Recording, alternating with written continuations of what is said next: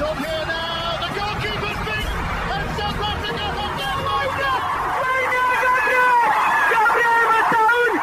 Shaker Sport 2010.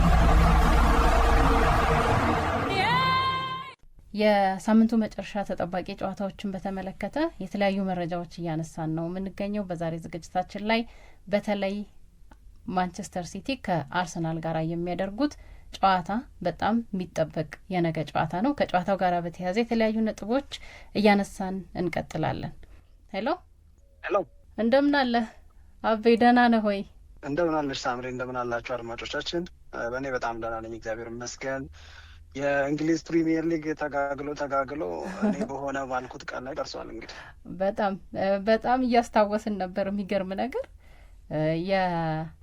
በእውነት በጣም ማስታውሰው ነገር ነው። አንተም ማትረሳውም መቼም። በኢትሃድ ላይ ማንቸስተር ሲቲ እና አርሰናል ሲገናኙ አርሰናል ያሸንፋል ብለህ ተናግረህ ነበረ እና እሱን በደንብ ነው ማስታውሰው። ግን ያኔ ይህንን አስተያየት ስትሰጥ የነበረው አርሰናል እና አሁን ያለው አርሰናል ደግሞ የሚለያዩ ይመስለኛል። ምናልባት የአቋም ለውጥ አድርገህ ከሆነ ዝርዝር ጉዳዮችን ከማንሳታችን በፊት እንደውም ይህንን ብታረጋግጥልን አሪፍ ነው። ምን ትላለህ? ምንድን ነው መሰለሽ ሳምሪ፣ የመጀመሪያው እኔ በራሴ በጣም ደስተኛ የሆንኩበት የምር ደስተኛ ስሜት የፈጠረብኝ ነገር ከዚህ ጨዋታ በፊት የሆነ ነገር የማለት እድል ማግኘቴ ነው የመጀመሪያው። ምክንያቱም ይሄንን ጨዋታ እንዲህ ባለ ሁኔታ ውስጥ እንዲደረግ በጣም እመኝ ነበረ።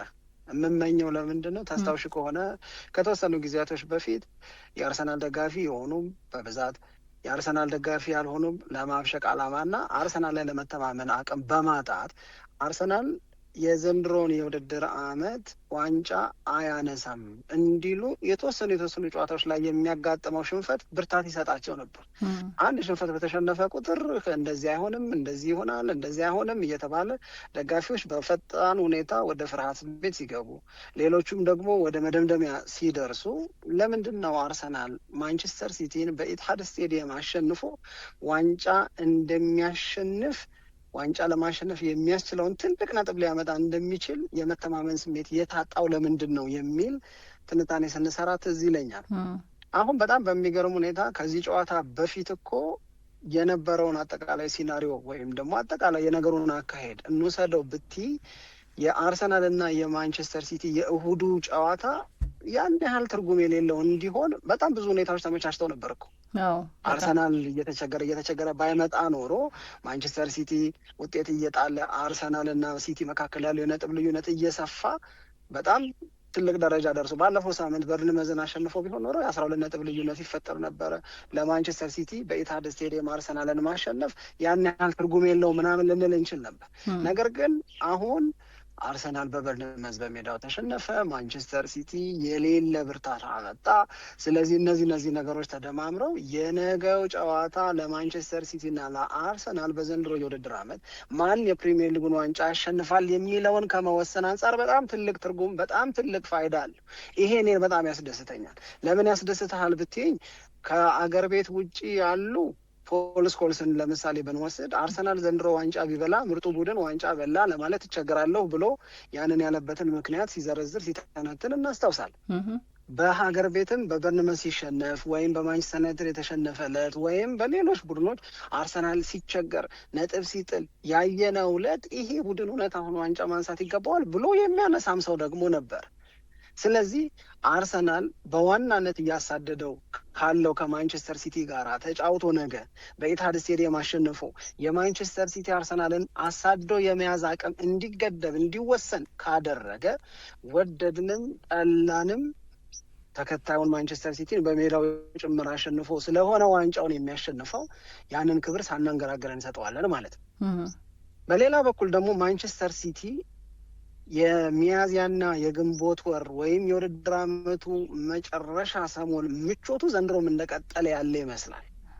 አሁን የምናየው ማንቸስተር ሲቲ ከቼልሲ ጋር ሲጫወት ያየነው ማንቸስተር ሲቲ በተለይ ሰከንድ ሃፍ ላይ የነበረውን ብርታት ስትመለከች ዘላስ 3 ጌምስ እነማንን አሸነፈ ብለሽ ደግሞ ስትወስጂ ለምሳሌ ሊቨርፑልን በኤፍኤ ካፕ 4-0፣ አርሰናልን በካራባኦ ካፕ ዋንጫ ጨዋታ 2-0፣ ቼልሲን በፕሪሚየር ሊግ 3-0 ያውም ስታንፎርድ ብሪጅ ላይ ስትይ እነዚህ ሶስት ክለቦች የእንግሊዝ ፕሪሚየር ሊግን ወክለው በቻምፒዮንስ ሊግ የሚሳተፉ ናቸው። ሶስቱን ክለቦች 9-0 በሆነ ውጤት ነው ያሸነፈው። እሱ ላይ ምንም አላገቡም፣ እሱ ደግሞ 9 አገባባቸው።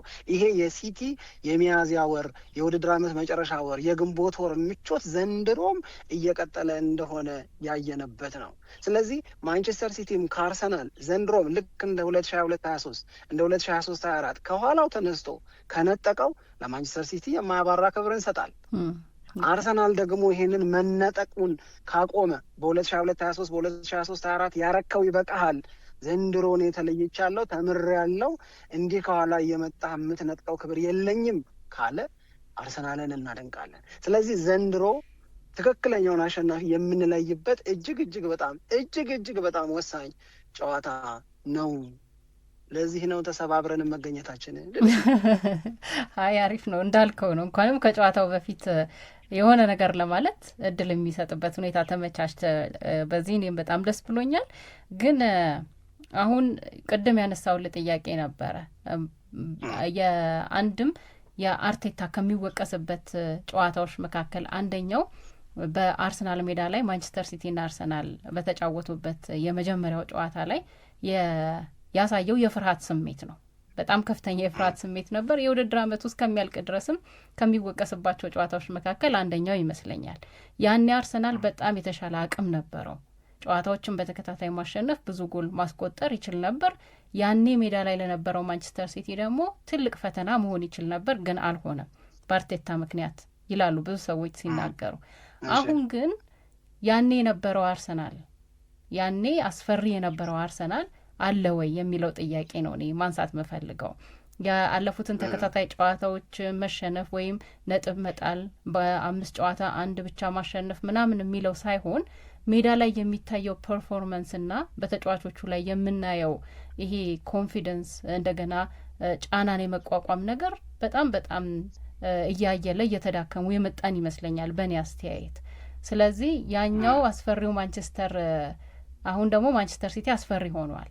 ስለዚህ ያኛው አስፈሪው አርሰናል በሌለበት ያንን ግምትን ይዘህ ትቀጥላለህ ወይ? ማንቸስተር ሲቲ ደግሞ እንደዚህ ተጠናክሮ ወይስ ለውጥ አለ? የተቀየሩ ብዙ ነገሮች አሉ።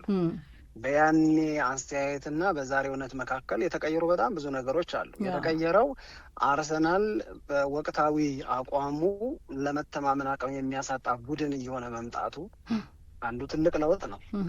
የአርሰናል ግን ስቲል አሁንም በእኔ እምነት ሉዝ ያላረገው ደግሞ በጣም የሚገርም ጥንካሬ አለ። የሚገርመው ጥንካሬው በፕሪሚየር ሊጉ ክለቦች ጋር ሲነጻጸር ብቻ ሳይሆን አውሮፓ ላይ አሉ በምታያቸው ሊጎች ላይ ከሚጫወቱ ክለቦች ጋርም ላነጻጽረው ብትይ አሁንም አርሰናል ያልተነካ ያልተሸረሸረ ከሁሉም የሚበልጥ የሚልቅበት ጥንካሬም ደግሞ አለ። ያም የመከላከል አቅሙ ነው። የዘንድሮ የውድድር ዓመት ላይ በሁሉም የውድድር አይነቶች አርሰናል ላይ በአማካይ በአንድ ጨዋታ ተጋጣሚዎቹ ስንት ጎል እያገቡ ነው ብትይ የምታገኙ ቁጥር 0.7 ነው። ያ ማለት በአንድ ጨዋታ 1 ጎል እንኳን እየገባበት አይደለም። ይሄ የአርሰናልን ዲፌንሲቭ ወይም የመከላከል አቅም ጠንካራ ሆኖ እንደዘለቀ ታያለሽ።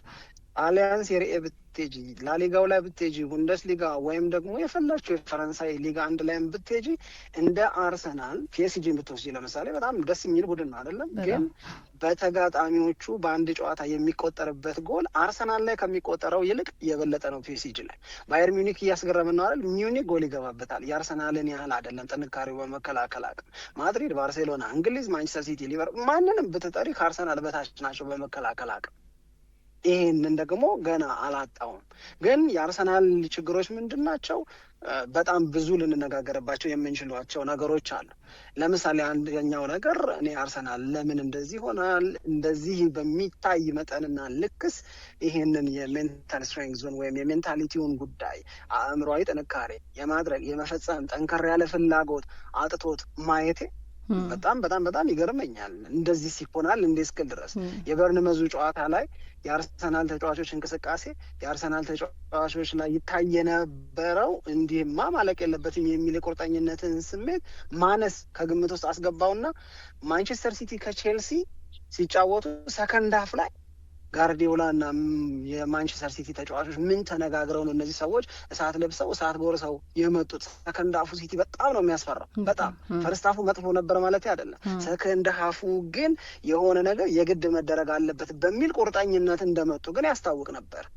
ይሄንን አይነት ካራክተርን ማየት በዚህ ሰዓት ላይ የምጠብቀውም የምፈልግ የነበረውም የአርሰናል ተጫዋቾች ላይ ነው። ምክንያቱም የሰነበተ የከረመ ቁጭት አለ አርሰናል ቤት። እየደረሱ መነጠቅ፣ እያጀቡ መመለስ፣ መጀመር እንጂ መጨረስ አለመቻል በጣም በብዙ የሚወቀሱበት ነገር ነው። ስለዚህ እዚህ ወቅት ላይ በርንመዝ በኤምሬትስ ስቴዲየም በዛ መጠን የተሻለ ቡድን ሆኖ ዋንጫውን ሊያሳጣ የሚችል ሽንፈት እንዲቀምሱ ሲያደርጋቸው የአርሰናል ተጫዋቾች ላይ ያየሁት ስሜት ላየው የሚገባውን ያህል ነው ማለት አልችልም። ይሄ አርሰናል ላይ አንደኛው ችግር ይሄ ነው። ይሄ ደግሞ የአርሰናል የራሱ መዳከም ብቻ አይደለም። በነገራችን ላይ እዛ ጋር የሚቆም ቢሆን ችግር የለውም። አርሰናል ደከመ፣ አርሰናል ሜንታሊ ስትሮንግ አይደለም ምናምን ብለን እዛ ጋር ብቻ የሚያቆም ችግር ሌላ ጣጣ የማይወልድ ቢሆን ኖሮ ምንም ችግር የለውም። ግን አርሰናል እንዲህ አቅቶት ስናይ ማንቸስተር ሲቲን እያበረታው መጣ። ዶንት ዩ ቲንክ የማንቸስተር ሲቲ ተጫዋቾች ሰከንድ ሀፍ ላይ በርንመዝ አርሰናልን አሸንፎልን በኤምሬትስ ስቴዲየም ይሄንን ጨዋታ ቼልሲን ማሸነፍ ባለመቻል ልናባክነው አይገባም የሚል ስሜት በተጫዋቾቹና በጋርዲዮላ አእምሮ ውስጥ የተመላለሰ አይመስልሽ? ስታይ ዝም ብሎ 45 ላይ በድንገት ሊመጣ የሚችል ኢነርጂ አይደለም። ስለዚህ የአርሰናል ማቃት የአርሰናል ልክ አለመሆን ሲቲ ቤት የሚፈጥረውን ብርታት አርቴታና ተጫዋቾቹ ከዚህ በላይ ሊረዱት ከዚህ በላይ ሊገባቸው ይገባ ነበረ። ስለዚህ ከተወሰኑ ወራት በፊት በኢትሃድ ስቴዲየም አርሰናል ማንቸስተር ሲቲን አሸንፎ ዋንጫ ማንሳት እንደሚችል ሊያሳይ ይችላል የሚለውን ነገር በዛው ቶን በዛው ጥንካሬ ልለው አቅም የለኝም። እውነት ላይ መሰረት አድርጌ ስለሆነ ሀሳብ የምሰጠው ያ አሁኑ እውነት ለአርሰናል ሳይሆን ለማንቸስተር ሲቲ የሚያስመሰክር ነው።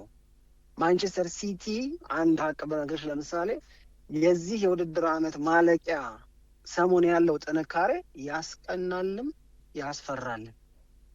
እንዴት ሌትሊ ኢነርጄቲክ እንደሚሆነው እንዴት ሌትሊ የበለጠ ውጤታማነታቸው እንደሚያደግ የማንቸስተር ሲቲ ተጫዋቾች እንግዲህ በየመሀሉ ቡድን ይፈርሳል፣ ቡድን ይገነባል፣ ተጫዋቾች ይገባሉ፣ ተጫዋቾች ያንኑ ቡድን መልሰው ይለቃሉ።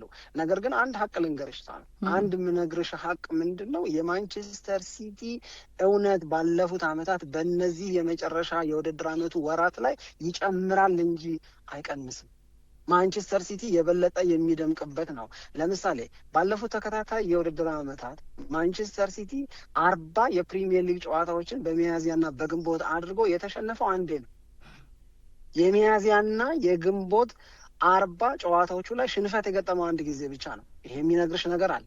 ይሄንኑ ሀቅ ፍለጋ አርሰናል ቤት ሄደሽ ሰነዶችን ገልበጥ ብታደርጊ ደግሞ የምታገኘው አርሰናል በተመሳሳይ በሚያዝያና በግንቦት ያደረጋቸውን ያለፉትን ዓመታት 39 ጨዋታዎች ብትወስጂ በ7ቱ አቻ ወጥቷል፣ በ11ዱ ተሸንፎ 18ቱ የድል ውጤት አይደለም። ሲያልቅ አያምርም አርሰናል ቤት ብለን ብንናገር በተለይ ከ2021-22 የውድድር ዓመት ወዲህ እውነት ነው። ምክንያቱም ከ39 ጨዋታ በ18ቱ የድል ውጤት የለውም። ኦልሞስት 50% ወይም 50% ድል አልባ ነው የአርሰናል ሚያዝያና ግንቦት። የማንቸስተር ሲቲን ደግሞ ብትወስጂ ከ40 ጨዋታ አንድ ነው የተሸነፈ። ወደ 2022 አካባቢ አንዴ በሊቨርፑል 2-2 አቻ ወጥቶ ነጥብ ከጣለው አጋጣሚ ወዲህ ደግሞ ማንቸስተር ሲቲ በሚያዝያና በግንቦት ውጤቶቹ በሙሉ ድል ናቸው። ይሄ ምንድነው የሚነግረን? ይሄ ዘንድሮስ ለምን እና እንዴት ይደገማል? ይሄ ሲደገም አሳስ ላይ ጥር ላይ ሲያምርበት የነበረው አርሰናል እንዴት ቆሞ ይመለከታል? ለእኔ ይሄ ዊርድ የሆነ ፋክት እውነት ለመናገር ለመቀበልም ለመገምገምም የሚከብድ ነው። እዚህ ውስጥ ግን ትዝብቴ እንዳለ ሆኖ የአርሰናል ተጫዋቾችን ሞቲቬት የሚያደርግ ነገር የለም ብዬ ግን አላስብም። ዘንድሮም ማለት አለባቸው። ላይክ ለምሳሌ የበርንመዝ ደጋፊዎች በኤምሬትስ ስቴዲየም አርሰናል ቡድናቸውን 2-1 ሊያሸንፍ በሚቃረብበት ጊዜ ምን ብለው አዜሙ? ዘንድሮም ሁለተኛ ብለው አዜሙ። ሰከንድ ጌን አሏቸው እኮ ዘፈኑባቸው። እንደገና ታጅባላችሁ እንጂ ዋንጫውን አስሙም እንደገና ሁለተኛ ልትወጡ ነው አሏቸው። ይሄንን የበርንመዝ ደጋፊዎች የሚሉትን ነገር ሌላውም የእግር ኳስ ቤተሰብ ይለዋል። የሆነ በዚህ መንገድ መገለጽ አለመፈለግ፣ በዚህ መንገድ መነሳት አለመፈለግ የአርሰናል ተጫዋቾች እና አሰልጣኞች ዘንድ መኖር መቻል አለበት። ይሄንን መቀየር የሚፈልጉ ከሆነ ከነገ ከእሁድ የተሻለ ቀንና አጋጣሚ የለም። እንኳንም የነገ ተጋጣሚያቸው ማንቸስተር ሲቲ ሆነ ብዬ ነው ማምነው እኔ። የበለጠ ራሳቸውን ለማሳየት በቃ ለማሳየት ለማረጋገጥ እንደምታስቡን አይደለም። አልፎ አልፎ ልንሸነፍ እንችላለን፣ ነገር ግን ደካማና ልፍስፍስ አይደለንም ብለው ራሳቸውን ለማሳየት ከፈለጉ ከነገ የተሻለ አጋጣሚ የለም። የእውነት ለመናገር ሲቲ ካራባኦ ካፕ ላይ እንዳደረገው በልጦ እንዳሸነፋቸው ነገም በኢትሃድ ስቴዲየም በወሳኙ የፕሪሚየር ሊግ ጨዋታ የሚያሸንፋቸው ከሆነ ለአርሰናል ደጋፊ ዘንድሮ ዋንጫውን በማጣት መታመም የሚባል መበሳጨት የሚባል ነገር ሊኖር አይገባም። ስለማይገባን ነው ዋንጫውን ያሸነፍ ነው። አለመገባቱን አታዩም ወይ? ሲቲን እንኳን ማሸነፍ አልቻልንም፣ በርንመዝን ማሸነፍ አልቻልንም። ቡድናችን ሌትሊ ካደረጋቸው 4 ጨዋታዎች በአንዱ አቻ ወጣ፣ በአንዱ ተሸነፈ፣ አንዱን አሸነፈ። በሌሎቹ በ3ቱ ጨዋታዎች የአርሰናል ውጤት የሽንፈት ሆነ። እንዲህ ሆነ ዋንጫ መብላት የሚባል ነገር የለምም፣ ሊኖርም አይገባውም፣ አይችልምም። ለማንም ሆነ እንዳልከው ነው። ትልልቅ ጨዋታዎችን ማሸነፍ አርሰናል ከሚወቀስበት ነገር መካከል አንደኛው ነው። በዚህ የውድድር ዓመት ከተነሱት ነጥቦች መካከል እንደውም አንደኛው ቅድም በመግቢያችንም ላይ እንዳነሳ ነው የፕሪሚየር ሊጉን ትልልቅ ክለቦች ሳያሸንፉ ዋንጫ ቢያነሳስ አሳማኝ ነው ወይ የሚለው ነጥብ እንደነበረ ይታወቃል። እና አሁን ማንቸስተር ሲቲን ማሸነፍ መቻል በሌላም መንገድ የሚያስተላልፈው ትልቅ መልእክት እንዳለ እኔም ይሰማኛል። ለነገሩ የማንቸስተር ሲቲን ጉዳይ በተመለከተ ደግሞ ካነሳን በተለይ ያለፉት ተከታታይ ጨዋታዎች የፕሪሚየር ሊግ ጨዋታዎች ማንቸስተር ሲቲን የበለጠ ከፍ እንዲል ያደረጉ ናቸው። በሜዳ ላይ ፐርፎርማንስም በማሸነፍም ማለት ነው። እንደውም ሰሞኑን ሳነሳው ነበረ ከቸልሲ ጋር ጨዋታቸውን አድርገው ካጠናቀቁ በኋላ የማንቸስተር ሲቲ ተጫዋቾች የሚያሳዩት የተለየ የደስታ ስሜት ነበረ። ይሄ ምን በውስጣቸው ሀሳብ እንዳለ ምን በአእምሯቸው እየተመላለሰ እንደሆነ የሚገልጽ ነው የሚመስለኝ። ፔፕ ጋርዲዮላም ደግሞ ከዚህ በፊት በተደጋጋሚ ከተናገራቸው ነገሮች መካከል አልደበቀንም ብዬ የማስበው ዋናው ነገር የውድድር ዓመቱን የምትጀምሩበት መንገድ ሳይሆን በውድድሩ ላይ እያሳየ የምትሄደው እድገት ነው። በተለይ በማርች መጨረሻ አካባቢ እንደገና በኤፕሪል ላይ የሚደረጉት ጨዋታዎች ደግሞ የበለጠ ወሳኝ መሆናቸውን ይናገራል። ይህንን በአሰልጣኝነት ልምዱ ያገኘውን እውቀት ደግሞ በትክክል ወደ ሜዳ እየተገበረው መሆኑን ያየንበት የውድድር ዓመት ነው እና የመጨረሻዎቹ ወራት ለማንቸስተር ሲቲ የበለጠ ከፍ ያለ ድል የሚሰጡ ናቸው። በታሪክ ዘንድሮ የተለየ ነገር እንመለከታለሁ ነው ያው መጠበቅ ነው ያለብን። ግን በዚሁ ብናነሳው ደስ የሚለኝ አንደኛው ትልቁ መነጋገር ያረሰ ጉዳይ ይህንን ጨዋታ የሚያሸንፍ ቡድን የ2025/26 የውድድር ዓመት የእንግሊዝ ፕሪሚየር ሊግ ዋንጫን እንደሚያነሳ ማረጋገጫ ይሆናል። ይሄ ነው አሁን ትልቁ ጥያቄ የሚመስለኝ እኔ ብዙ ሰው የሚነጋገርበት። ገራገር ሰው አዎ ይላል፣ እኔ ደግሞ ብዙ ሰው አዎ ይላል። እንደዛ ብሎ ብዙ ሰው ገራገር ነው ማለት ነው። ምክንያቱም እኔ እንደዛ አልልም። እንደዛ ማልልበት ምክንያት ምንድን ነው መሰለሽ ሳሜ፣ በጣም በውድድር ዓመቱ ሄደን እስካሁን ባየናቸው ጨዋታዎች ምን ተረዳን፣ ምን ገባን የሚለውን ነገር የረሳ አስተያየት መስጠት ትክክል ስለማይሆን ነው። ለምሳሌ በዘንድሮ የውድድር ዓመት እስካሁን ባየናቸው ጨዋታዎች አርሰናል ስንት ጨዋታ ሲያደርግ አየ ነው? አርሰናል ያደረጋቸውን እነዚህን 32 ጨዋታዎች ላይ ይሆናሉ ያልናቸው ያልሆኑበት፣ አይሆኑም ያልናቸው ደግሞ የሆኑበት በጣም ብዙ አጋጣሚ አለ። እኔ በዚህ ወቅት አርሰናል በበርንመዝ በኤምሬትስ ስቴዲየም 2-1 በሆነ ውጤት ይሸነፋል፣ እንዲህ ተልፈስፍሶ ይታያል የሚል ነገር በፍጹም ልጠብቅ አልችልም።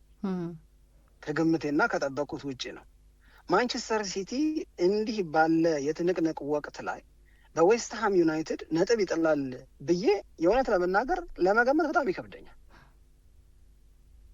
ስለዚህ ይሄንን ያየ የአርሰናልና የማንቸስተር ሲቲ የነገው የኤምሬትስ ስቴዲየም ጨዋታ የውድድር ዓመቱ 38ኛ ጨዋታ የመጨረሻ ጨዋታ ሳይሆን ነገሮች በዚህ ይወሰናሉ፣ በዚህ ይደመደማሉ ብሎ የመናገር በዛው የመቋጨት ድፍረት የለኝም። ይሄንን የማጣበትን አንዱ ምክንያት ነገርኩሽ፣ ኤኒቲንግ ካን ሀፕን ብዬ ስለማስብ ያንን እንዳስብ ተግባር ስላስተማረኝ ነው የመጀመሪያው ነገር። ሁለተኛው ነገር ግን ቀሪ ጨዋታዎች ላይ ለምሳሌ ማን ከማን ጋር ይገናኛል? ይሄ ማለት የነገው ጨዋታ ውጤት አርሰናል የሚያሸንፍ ማንቸስተር ሲቲ የሚያሸንፍ አቻ የሚያወጡ ችግር የለውም። ግን ቀጥሎ ያሉትን ጨዋታዎች ብንመለከት አርሰናል ወደ 5 የሚደርሱ ጨዋታዎች ይቀሩታል። ከነዚህ 5 ጨዋታዎቹ 3ቱን በሜዳው በኤሚሬትስ ስቴዲየም ነው የሚያደርገው፣ 2ቱ ደግሞ አዌይ ጌሞች ናቸው። እነዚህ ከሜዳ ውጭ የሚያደርጋቸው ጨዋታዎች ማን ማንን የሚያስተናግድበት ነው ብለን ስንል ኒውካስል ዩናይትድንም ፉልሃምንም በርንሌይንም በሜዳው የሚገጥምባቸው ጨዋታዎች አሉት። እንግዲህ ኒውካስልን ፉልሃምን በሜዳው መግጠም በርንመዝን ከመግጠም ያነሰ ነው ወይ? እስቲ ማን ነው ይሄንን በልበ ሙሉነት ሊናገር የሚችለው? በተለይ አርሰናልን የሜዳ ላይ እውነት እያየሽ ማለት። ከዛ እንደገና ዌስትሃም ዩናይትድን ደግሞ ከሜዳው ውጭ ሄዶ ይገጥማል። ዌስትሃም ዩናይትድ ለመትረፍ እንዴት ባለ ብርታት ውስጥ በድንገት እንደተገኘ እያየን ነው አይደል? ያለ ነው። ኢዚ ጌሞች አይደሉም። ይሄንን እውነት ወደ ማንቸስተር ሲቲም ደግሞ በምንወስድበት ሰዓት ላይ ለምሳሌ አርሰናል የመጨረሻ ጨዋታውን ከክሪስታል ፓላስ ጋራ ነው የሚያደርገው። አዌይ ጌም ነው። በእርግጥ ክሪስታል ፓላስ በዚህ በኮንፈረንስ ሊጉ ፍጻሜ ላይ የሚደርስ ከሆነ የፍጻሜው ጨዋታና የአርሰናል ጨዋታ መካከል የሚኖረው የ3 ቀናት ልዩነት ነው። ይሄ የበለጠ ፎከሳቸውን ከአርሰናል ጨዋታ ይልቅ እዛ ላይ እንዲያደርጉ ካደረጋቸው ለአርሰናል ኢትስ ቢግ አድቫንቴጅ ነው ብለን ልንወስድ እንችላለን። ግን ክሪስታል ፓላስ ቀላል ተጋጣሚ አይደለም። ስለ ክሪስታል ፓላስ፣ ስለ ዌስትሃም፣ ስለ ኒውካስል እና ስለ ፉልሃም ንቀት የተቀላቀለበት ወይም እነሱን አሳንሶ እያዩ አስተያየት መስጠት አምሶሪ ያልፈልግምም ምርጫዬም አይደለም። በተለይ አሁን የጠበቅናቸው ውጤቶች ሳይሆኑ እየቀረ ባሉበት ወቅት ላይ ደግሞ መሆኑ የበለጠ ተነስቼ ነው። አንዱ መነሻ እሱ ነው። ሁለተኛው አርሰናል እየጎደለብኝ ነው ለእኔ የምጠብቀውን እኔ በጣም ምርጡ አርሰናል የሚጠበቅበትን የሜንታል ስትሬንግዝ የሚያሳየው አርሰናል ቢሸነፍ ምንም ችግር የለብኝም። ምክንያቱም መሸነፍ በእግር ኳስ ውስጥ ሊያጋጥም ይችላል። አጉድሎ ሲሸነፍ ግን መተማመንን ይሸረሽራል። ሁለተኛው ነገር ግን የምነግርሽ ምንድን ነው፣ ማንቸስተር ሲቲስ ቀሪ ጨዋታዎቹ ብለሽ ስትይ የሲቲንም መንገራገጮች በተለይ በውድድር ዓመቱ ስናያቸው የነበሩትን መንገራገጮች ላስታወሰ ከበርንመዝ ጋራ ከኤቨርተን ጋራ ጨዋታ እንዳለበት እያሰብን ነው ወይ ሀሳብ እየሰጠን ያለ ነው? እኔ ይሄንን አልልም፣ ግን በጣም በጣም በጣም ትልቅ ፋይዳ ግን አለው ወይ ብባል ግን አዎ አለው። የአርሰናል ማሸነፍ ማንቸስተር ሲቲን ተስፋ ያስቆርጠዋል ብዬ ግን አላስብም። የማንቸስተር ሲቲ ማሸነፍ አርሰናልን ተስፋ ያስቆርጠዋል ብዬ አላምንም። ግን ጥያቄውን እንዲህ ብናደርገውና ሀሳብ ብንለዋወጥበት ስለናንች የማን ማሸነፍ የሻምፒዮንነትን እድል የበለጠ ያቀርብለታል? ማረጋገጫ አድርገን አንወስደውም። ግን እኔ ማንቸስተር ሲቲ ማንን የበለጠ ወደ ዋንጫ ያቀርባል ነገውን ጨዋታ ማሸነፍ?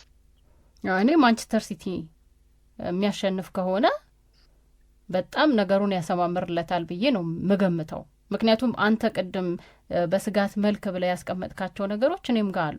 ማለት አርሰናል በአልጠበቅናቸው ጨዋታዎች እንደውም በጣም ዶሚኔት አድርጎ ያሸንፋል ብለን በጠበቅናቸው ጨዋታዎች አንድም ጥሩ ሳይጫወት፣ ሁለትም ደግሞ በጣም ደካማ ሆኖ ተሸንፎ አይተናል። ያለፉት ውጤቶቹ ያንን የሚያረጋግጡ ናቸው።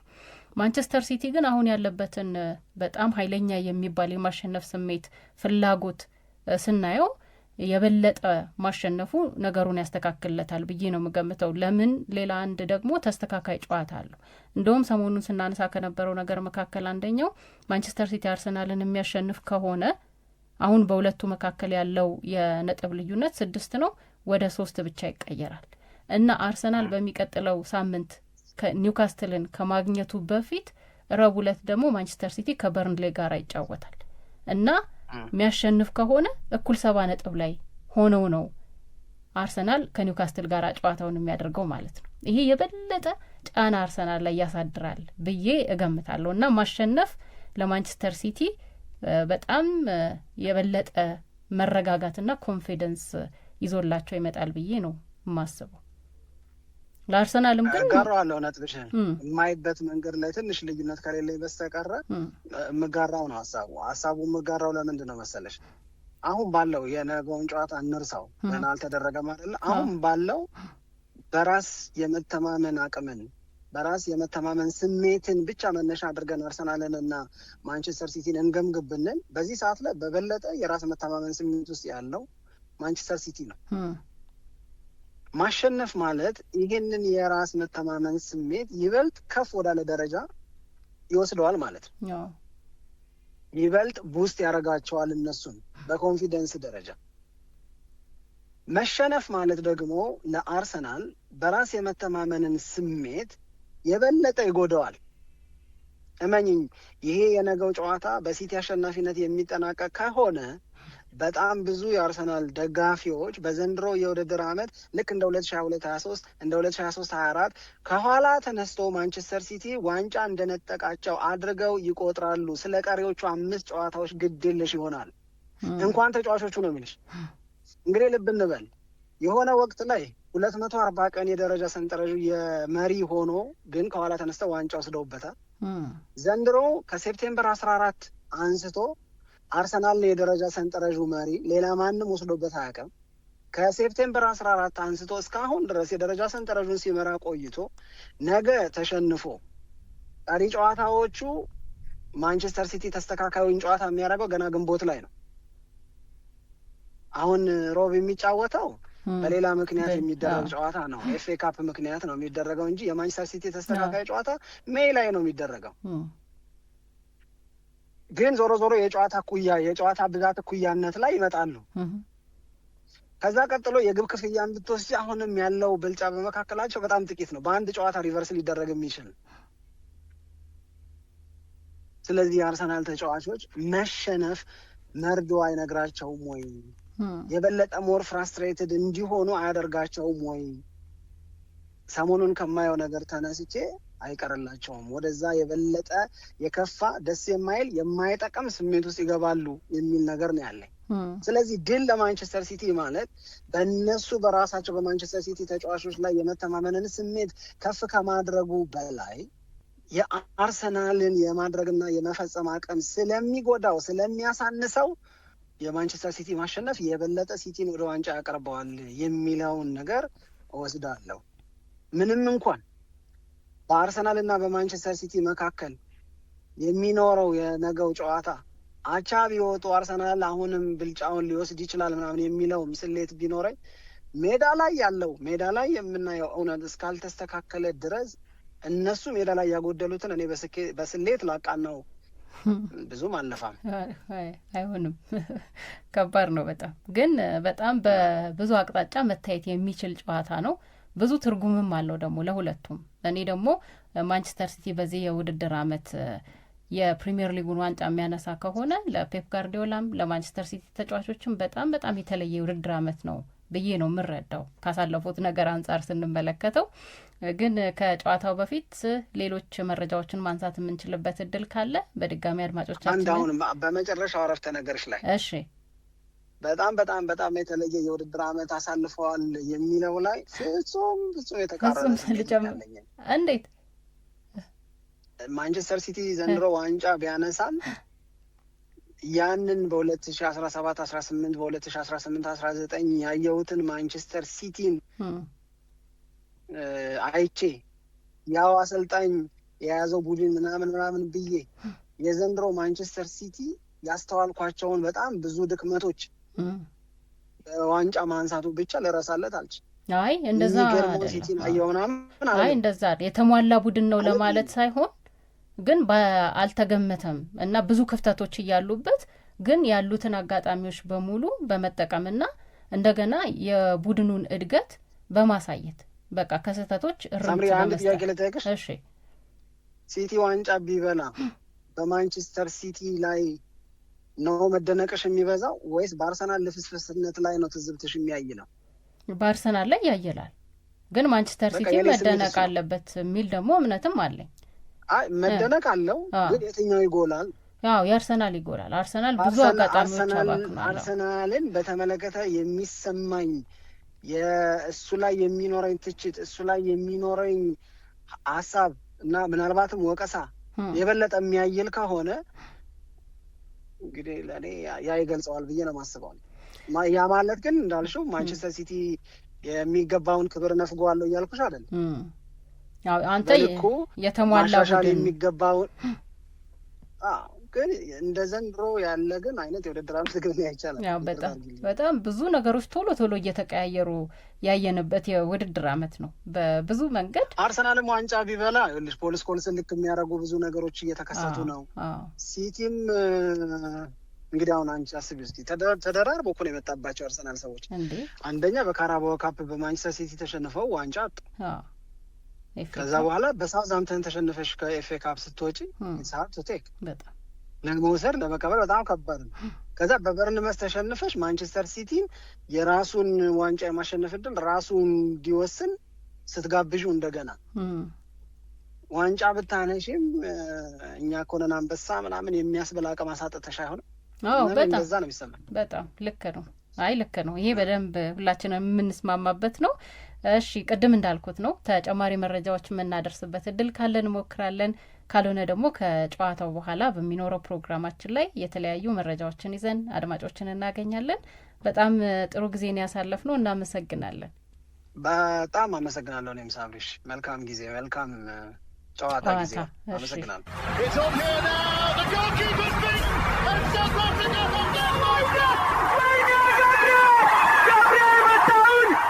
Shaker Sport 2010